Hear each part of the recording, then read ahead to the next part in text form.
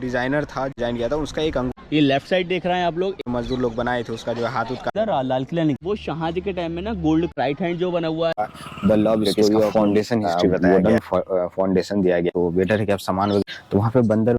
Welcome back to the new blog. अभी हम लोग जो है वो आगरा सिटी में है और आगरा सिटी को अभी हम लोग एक्सप्लोर करने के लिए आए। और आगरा सिटी में एक्सप्लोर करने के लिए अगर मैं बात करूँ तो सबसे फेमस प्लेस अगर कोई है तो वो Taj Mahal, the symbol of love जिसे बोलते हैं। और ये 7 वंडर्स में भी आता है ताजमहल। तो अभी हम लोग जो है वो ताजमहल को एक्सप्लोर करने के लिए यहाँ से चलेंगे। और ऑटो शेयरिंग ऑटो वगैरह जो है कि आपको पूरी सिटी में जो है कि चलती है, तो उसके लिए जो है कि आपको प्राइवेट ऑटो करने की जरूरत नहीं है। और 2 किलोमीटर के सारे जो है कि रेंज में है, तो उससे भी जो है कि आपको इसलिए अगर वॉक करके भी जाना चाहते हैं तो वॉक करके भी आप जा सकते हैं। बाकी होटल वगैरह जो है कि मैं बिजली घर के पास ही बस स्टैंड है उसी के पास लिए, वहाँ श्री राम करके होटल का नाम है। बाकी जो है कि आप ताजगंज वगैरह में होटल वगैरह ले सकते हैं। रात में हम लोग एक प्लेस पे गए थे होटल के लिए, लेकिन उसके बारे में डिटेल्स वगैरह जो है कि क्या हमारे साथ स्कैम वगैरह हुआ था, वो मैं आपको जब जहाँ से भी रिटर्निंग ब्लॉग बनाऊंगा तो उसमें मैं आपको प्रॉपर दे दूंगा। अभी जो है कि हम लोग चलते हैं बाहर, शेयरिंग ऑटो लेके सीधा जो है कि हम लोग ताजमहल चलते हैं, क्योंकि हम लोग लगभग आधा 1 घंटा जो है वो लेट हो चुके हैं। तो सीधा मैं मिलता हूँ आपसे ताजमहल पे। अभी हम लोग वो ऑटो ले चुके हैं ताजमहल जाने के लिए, जहाँ पे हम लोग उतर रहे थे उसके जस्ट सामने पुलिस स्टेशन है, उसके जस्ट सामने जो है कि जो रोड है जो कि आगरा फोर्ट से जो है जाती है, तो उसी से जो है अभी हम लोग जो है ताजमहल के लिए जा रहे हैं। शेयरिंग ही लिए हैं, तो मैं एक बार पहुंच के आपको डिटेल देता हूँ क्या चार्जेस वगैरह लगता है और क्या है शेयरिंग का प्राइस वगैरह सब।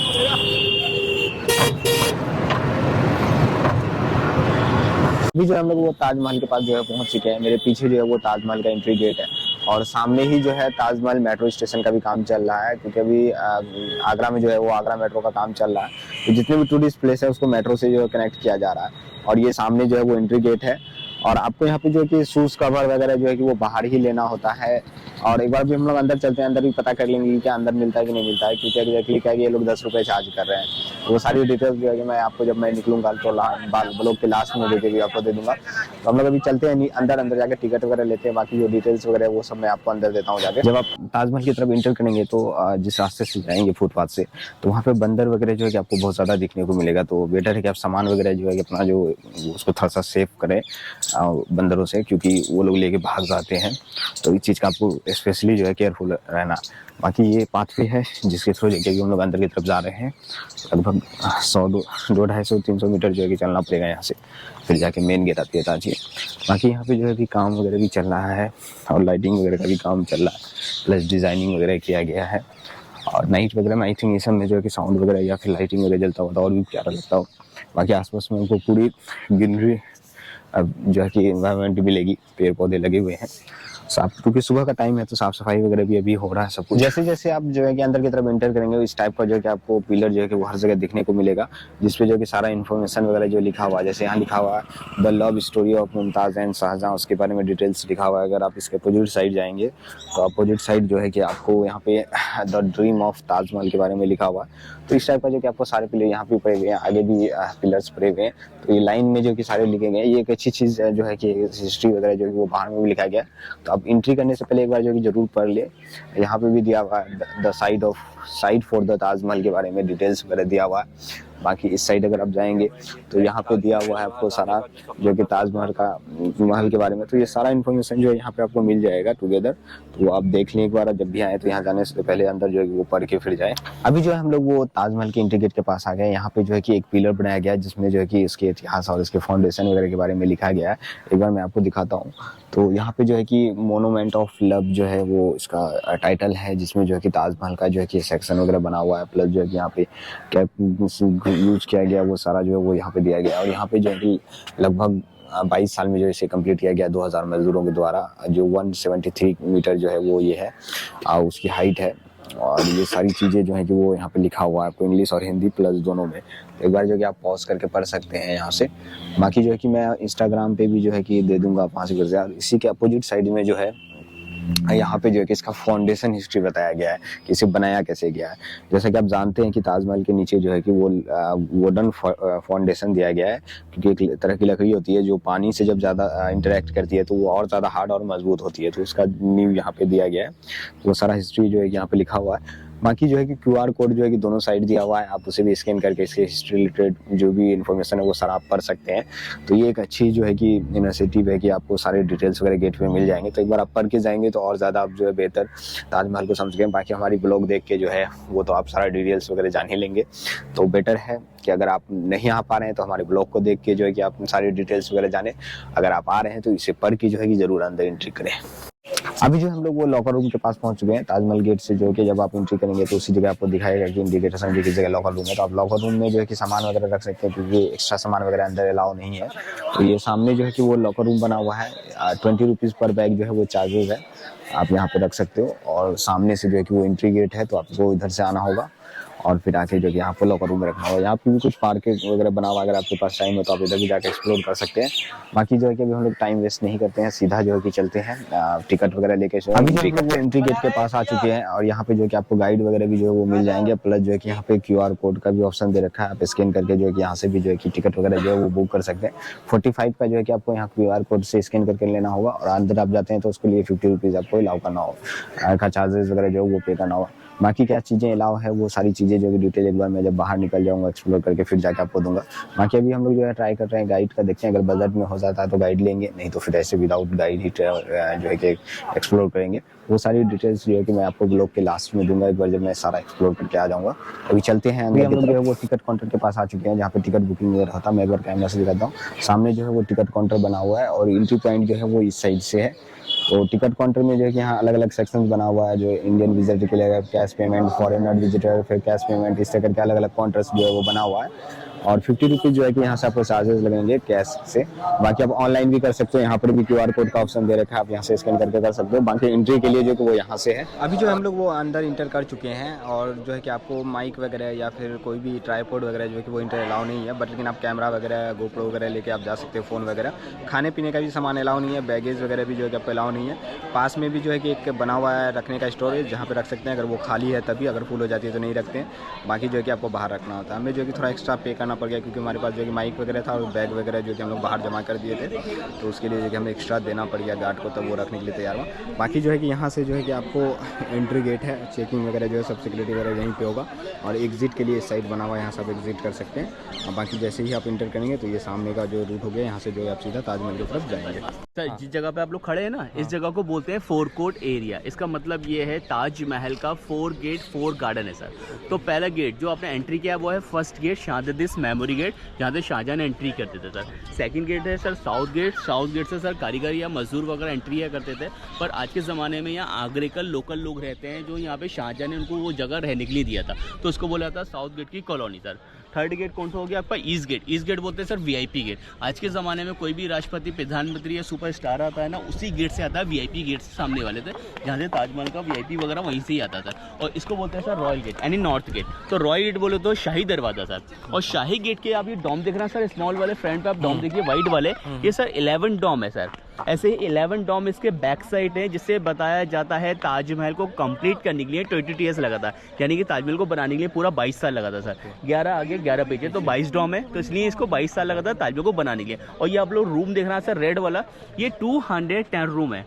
ये शाहजहां के टाइम में ना सर मजदूर लोग के लिए बनाए गए थे, शाहजहां के जो कारीगर थे। पर ये सारे रूम क्या है खाली पड़ा हुआ है। एक्चुअली में जो वर्कर जो काम करके थक जाते थे या वो रेस्ट करते थे, यानी 2 आवर 3 आवर रेस्ट करते थे, काम में लगा है। तो इस तरह ये पूरा 200 रूम्स बनाया गया था वर्कर लोग लिए, पर ये सारा रूम क्या है खाली पड़ा हुआ है एक्चुअली में। और दूसरी चीज़ क्या है, जो आप लोग फोरकोर्ट एरिया देख रहा है, ये 20-25 साल पहले ये पार्किंग के रूप में जाना जाता था। जो उस ज़माने में यहाँ पार्किंग हुआ करता है, जो चोरा सारा टूरिस्ट हुआ करता था, पार्किंग से सीधा गाड़ी यहाँ पे आता था। जिस ज़माने में वहाँ पे तांगे वगैरह या रिक्शे वगैरह चलते थे, वो तांगे सवारी को यहाँ पे लाके छोड़ते थे ताजमहल के अंदर। ये कंपाउंड है ताजमहल का। अब वो ताजमहल का पार्किंग क्या है, वो आउटसाइड कर दी गई है, तो अब लोगों को बाहर उतारा जाता है। लेकिन 25 साल पहले ताजमहल के अंदर पार्किंग था, तो यहीं पर ही तो लोग तांगे में आते थे बैठ के। भैया ये जो आप सेंट्रल लाइन देख रहा है, इस सेंट्रल लाइन को ताजमहल को फॉलो करेंगे अंदर के लिए, ताजमहल ऐसा लगेगा आपसे दूर जा रहा है सर। इसको बोलते हैं नज़रों का धोखा, ऑप्टिकल इल्यूजन। तो आप अपना आइस क्या है, वाइट वाले बिल्डिंग पर जो वाइट ताजमहल है, तो सीधा अपना आइस रखिएगा, उसको थोड़ा थोड़ा फॉलो करना अंदर के लिए। जितना आप ताजमहल के अंदर जाओगे, ताजमहल उतना ही आपसे दूर जाता होगा, बड़ा होता रहेगा। तो उसको नज़रों का धोखा क्यों बोलते हैं? ताजमहल आपको क्लोज लग रहा है, पास लग रहा है, ताजमहल यहाँ से दूर है सर। कितना दूर है? 300 मीटर्स। ताजमहल यहाँ से 300 मीटर है, लेकिन बहुत क्लोज लगता है ताजमहल वाइट बिल्डिंग। ये देखिए क्लोज लग रहा है ना आपको वाइट बिल्डिंग, लेकिन यहाँ से सर 300 है। और जो मैंने आपको ये सेंट्रल लाइन बताया सर, ये सेंट्रल लाइन पे मुमताज़ का कबर बना हुआ, जो मुमताज़ का ग्रेव है ना ताजमहल के अंदर जाके, वो सेंट्रल लाइन पे ही बनाया गया है बीच में। और शाहजहाँ का जो कबर है वो साइड से बनाया गया है, तो सेंट्रल लाइन पे मुमताज़ का समाधि बना हुआ है इसका कबर। आइए इसको फोकस करना। हम लोग जो है कि वो रॉयल गेट के पास पहुंच चुके हैं। मेरे पीछे जो है ये रॉयल गेट है, यहीं से जो है कि एंट्री पॉइंट है। और जैसे ही आप रॉयल गेट से एंट्री करेंगे, सामने जो है आपको वो ताजमहल दिखेगा। ये सामने ताजमहल का बना हुआ, और ये जो है कि फाउंटेन वगैरह जो है वो सारे यहाँ से बने हुए हैं। और इसका डिस्टेंस जो है वो 300 मीटर है रॉयल गेट से। आज जब सेंटर में आप खड़े रहेंगे वहाँ से देखें, तो जैसे जैसे आप देखेंगे वैसे वैसे जो है कि वो ताजमहल जो है आपको दूर दिखेगा। अभी यहाँ से तो पास दिख रहा है, बट लेकिन आप इसका डिस्टेंस जो है वो 300 के आसपास मीटर है। और बाकी जो है कि यहाँ पे फ़ोटो वगैरह के लिए जो है ये बेस्ट पॉइंट है, और यहाँ से लोग बहुत ज़्यादा, एक जो फ़ोटो वहाँ से भी आप क्लिक कर सकते हैं, वहाँ पे भी बहुत ज़्यादा देखने को मिलता है। बाकी लोग ज़्यादातर क्राउड फ़ोटो के लिए यहाँ पे रहता है, तो आपको थोड़ा एक्टिव होकर यहाँ से फ़ोटो क्लिक करना होता है। बाकी जो है कि अभी हम लोग अंदर की तरफ चलते हैं और जाके एक्सप्लोर करते हैं ताजमहल वगैरह की। तो ये रेड वाला जो बिल्डिंग दिख रहा है ना सर, यानी 2 बिल्डिंग है, 1 2 इस साइड। इसको बोला जाता है sir drum house. Drum house क्यों बोलते हैं? जब शाहजहाँ ताजमहल के अंदर एंट्री करते थे ना, उनके स्वागत के लिए यहाँ पे ड्रम बजते थे, आई मीन नगड़ा वगैरह। तो ताजमहल में शाहजहाँ के लिए दोनों साइड पे ड्रम बजता था, तो इसलिए नगड़ा हाउस बोला जाता है। और जिसमें आप लोग खड़े हैं सर, इसको बोलते हैं VIP पॉइंट। तो ये शाहजहाँ के टाइम का सेंटर पॉइंट है ये। यहाँ पे शाहजहाँ आते थे इवनिंग में, यहाँ बैठ के ताजमहल को देखा करते थे कि किस तरीके से ताजमहल को बनाया गया था आर्किटेक्ट ने। तो उस ज़माने में इसको VIP पॉइंट बोला जाता है। पर आज के ज़माने में इसको VIP पॉइंट क्यों बोलते हैं? कोई भी सुपरस्टार या अधिकारी आता है, यहाँ VIP आता है ताजमहल में, यहाँ फ़ोटो लेता है, तो ये सेंटर पॉइंट फ़ोटो है जहाँ पे कोई भी राष्ट्रपति वगैरह फ़ोटो लेते हैं यहाँ बैठ के। ये वाइट वाला जो मार्बल दिख रहा है ताजमहल का, ये सारा वाइट मार्बल कहाँ से आया था? From this Makrana, Rajasthan. ये पूरा वाइट मार्बल सारा जयपुर से आया था, ओके, वाइट वाला। और ये रेड पत्ता दिख रहा है सर, इसको बोलते हैं नीचे सैंडस्टोन। तो ये सैंडस्टोन कहाँ से आया था? ये सारा फतेहपुर सीकरी से आया था, जो यहाँ से 45 किलोमीटर है फतेहपुर सीकरी। तो ताजमहल पे जो लाल पत्थर लगा है नीचे वाला, इसको सैंडस्टोन बोला जाता है। ये सारा फतेहपुर सीकरी ही है। और व्हाइट वाला मार्बल है सर जयपुर का, जयपुर बोले तो किशनगढ़, ये सारा किशनगढ़ से आया था व्हाइट पत्थर मार्बल। तो सर ताजमहल देखो, अभी येलो दिख रहा है ऊपर वाला डोम, नीचे आपको व्हाइट लग रहा होगा। ताजमहल पूरा काला हो गया था, उसको व्हाइट करने के लिए सर मुल्तानी मट्टी यूज किया गया था, क्योंकि यहाँ मुल्तानी मट्टी से जो क्लीन करते हैं ताजमहल को। ऊपर वाला डोम क्या छोड़ कर गया, उसको साफ नहीं किया है, ये नीचे वाला हिस्सा पूरा साफ किया मुल्तानी मट्टी से, व्हाइट किया गया सर। और ये देखिए, ये रॉयल गेट देख रहा है सामने वाला, इसका लंबान कितना है? इसका लंबान है 105 फीट, 105 फीट हाइट है पूरा रॉयल गेट का। इसको बोलते हैं शाही दरवाजा। जो मेन एंट्रेंस गई है ताजमहल के लिए, आप 3 गेट से आओगे, एंट्री करोगे, पर चौथा गेट आपका ये बीच में आएगा, इसके लिए ताजमहल आपको नजर आता था। तो सर ये फाउंटेन देख रहा है ताजमहल के अंदर साइड वाले, ये सारे फाउंटेन ताजमहल में 53 लगाए गए, आई मीन 53 फुहार है। स्टार्ट चालू कब करता है? कोई VIP या फिर अधिकारी आता है, सारा फाउंटेन बंद रहता है, क्लोज रहता है। आज क्यों चालू है? कोई ना कोई ताजमहल में अधिकारी आया हुआ, से सारे फाउंटेन ओपन कर दिए गए, ओके। और ये उसी ज़माने के फाउंटेन है, शाहजहाँ के टाइम को कोई नया फाउंटेन नहीं लगाया गया। उस ज़माने में ये सारे कैसे चालू करते थे? उस टाइम पे कोई लाइट नहीं था, बिजली नहीं था। शाहजहाँ के 2 वर्कर थे, कारीगर, जो वो चरखा चलाते थे, व्हील होता है चरखा, तो उससे सारे फाउंटेनों में पानी आता था। यानी कि एक बड़ा सा टैंक पानी का यमुना नदी के पीछे रखा था। इसके ताजमहल के पीछे यमुना नदी है, तो उस नदी से पूरा पानी आता था। पर आज के ज़माने में सर ये मशीनों से पानी आता। अब तो मशीन है, लाइट है, बिजली है, तो ये मशीनों पर पानी आता। पर उस टाइम पे 400 साल पहले कोई लाइट नहीं थी, बिजली नहीं थी, तो उस ज़माने से क्या होता था? 2 वर्कर जो हुआ करते थे शाहजहाँ के मजदूर कारीगर, वो चरखा चलाते थे, उससे फाउंटेनों में पानी आता था। और ये कितने बताया मैंने आपको फाउंटेन? ये 53 ताजमहल के अंदर। और गार्डन देख रहे हैं आप ग्रीन वाला, ऐसा गार्डन ताजमहल के अंदर 16 बना हुआ है, जिसका मतलब ये बनता है सर 1653 में ताजमहल बन के कम्प्लीट हुआ था सर। 16 गार्डन है, यानी 53 फुहारा, इसका मीन सही है। 1653 में ताजमहल बन के पूरा किया गया था, यानी 1650 ताजमहल। ये लेफ्ट साइड देख रहे हैं आप लोग, एक तरफ मॉक्स बनाया हुआ है, राइट हैंड जो बना हुआ है ये गेस्ट रूम में मेहमान खाना। जो मॉक्स थे सर, वो फ्राइडे को यूज होता है नमाज के लिए। एक्चुअली में क्या है, फ्राइडे को ताजमहल बंद रहता है, ओनली 2 आवर खुलता है मुस्लिम पीपल्स के लिए, मैंने टूरिस्ट नॉट अलाउड सर। तो कभी भी आना, आप यहाँ पे शुक्रवार को मत आना, क्योंकि शुक्रवार को ताजमहल बंद रहता है सर, ओके।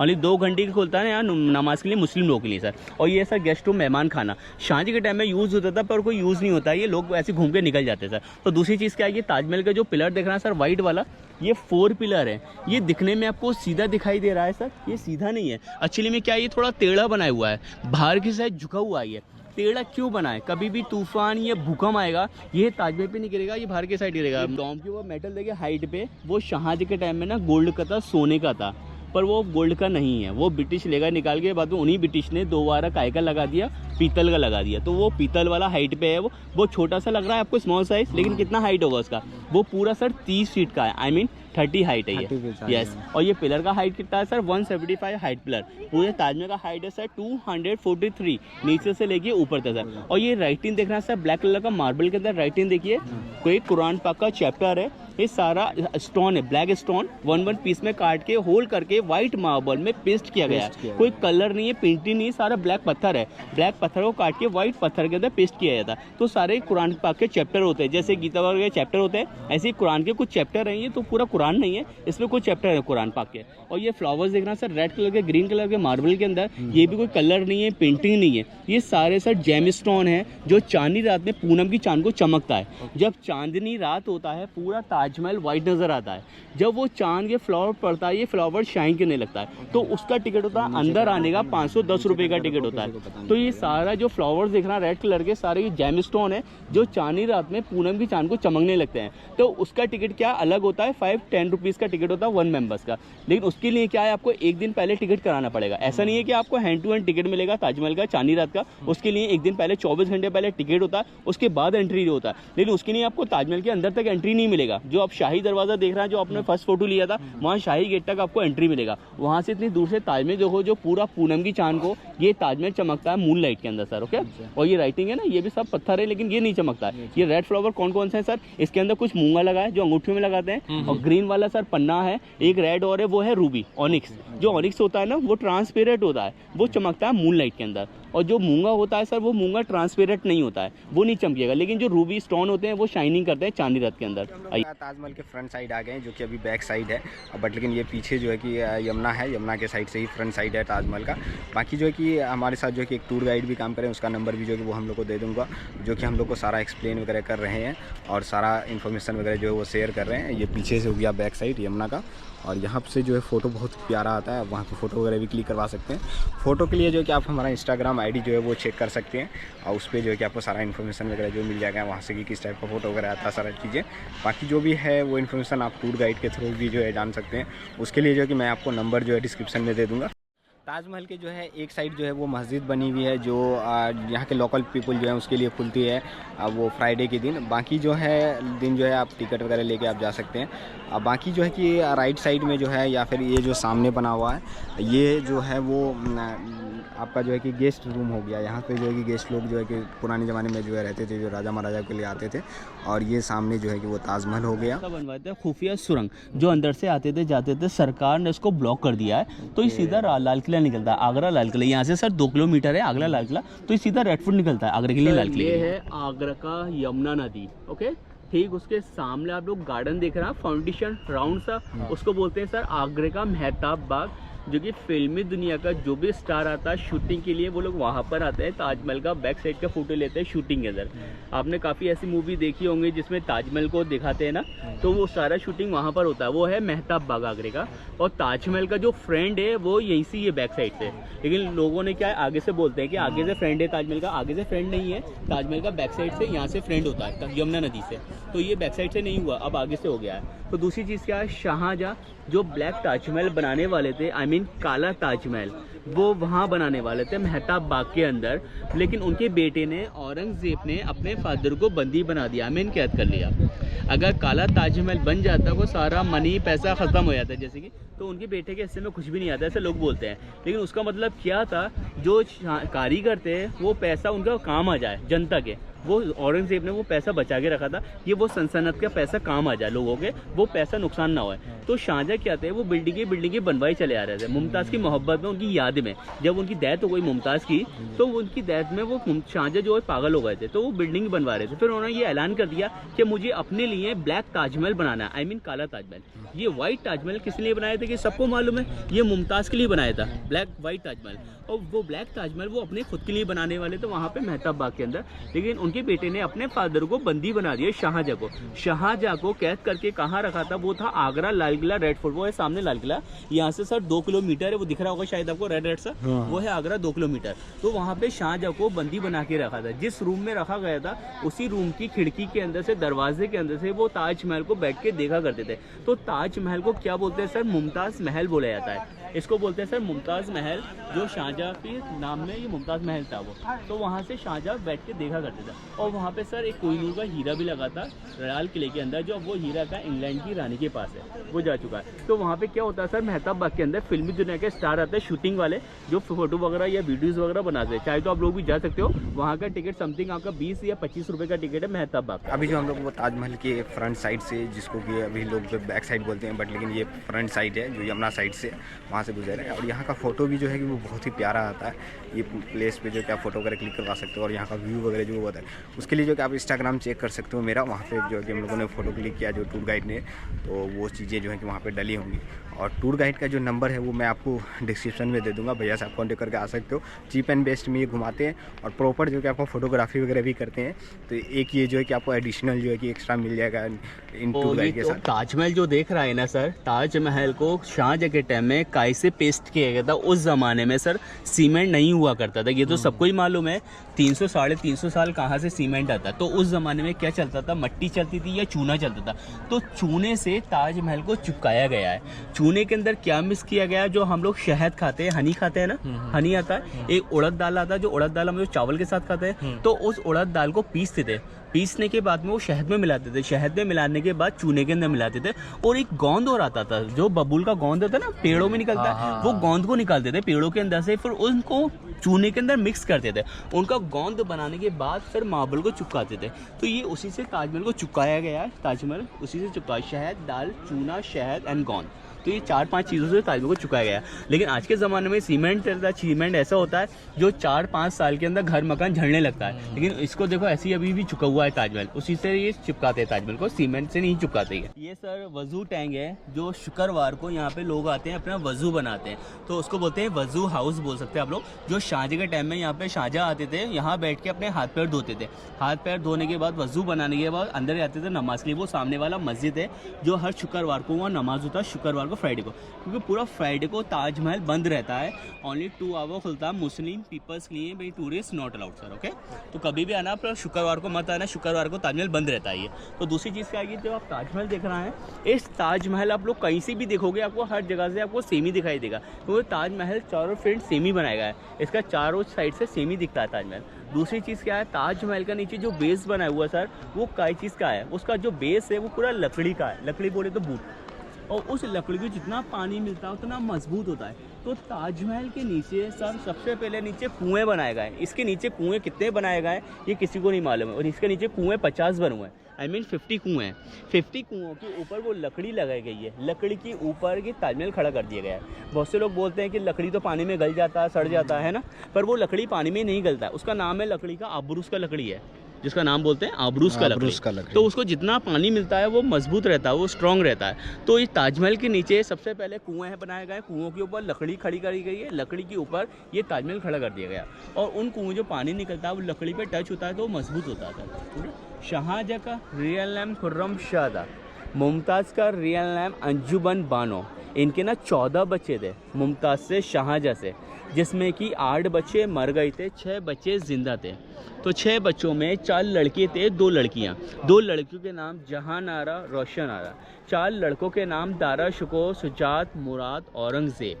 और जो मुमताज़ की डेथ हुआ था सर, वो 14 बच्चे के वजह से हुआ था, जो उनकी पेट में थी उनकी बेटी गौरन आरा। तो उनकी डिलीवरी से डेथ हो गई थी मुमताज़ की, 14वें बच्चे की वजह से मुमताज़ मर गया था। और आपने सुना होगा कि कारीगर के हाथ काट दिए गए, पर किसी भी मजदूर के, कोई कारीगर के हाथ नहीं काटे गए थे।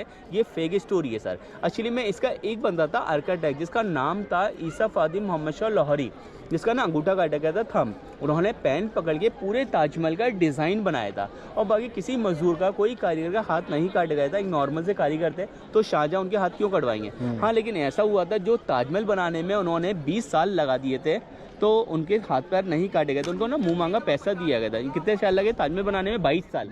तो 22 साल के अंदर उनके हाथ पैर घिस गए थे, पत्थर उठा के। और कारीगर कितने थे ताजमहल बनाने वाले सर? 20,000 मजदूर थे। इसका पूरे जो लेवल लगाई गई है वो 20,000 कारीगर थे। ताजमहल बनाने में 22 साल लगा दिया था। तो उनके हाथ पैर खराब हो गए थे, तो सर उनको मुँह मांगा पैसा दिया गया था, इतना पैसा वो पैसे बैठ के आराम से खाएं और किसी राज्य के लिए कोई काम नहीं करें। तो पैसे में क्या दिया गया था, सोने की अशरफियाँ, सिक्के जो गिन्नी होती थी सोने की अशरफियाँ, तो उस ज़माने में सोने की अशरफियाँ चलती थी, तो वो अशरफियाँ कारीगरों को बांटी गई थी। अब उनको वो जगह रहने के लिए दिया गया था, वो था वो साउथ गेट कॉलोनी, जहाँ पे आज भी उनके जनरेशन के लोग चले आ रहे हैं सर, पीढ़ी की पीढ़ी जो वहाँ पे लोग रहते हैं, जो वहाँ पे छोटे छोटे मार्बल के सुवेनियर वगैरह वहाँ सप्लाई करते हैं, बनाने के बाद बेचते वगैरह।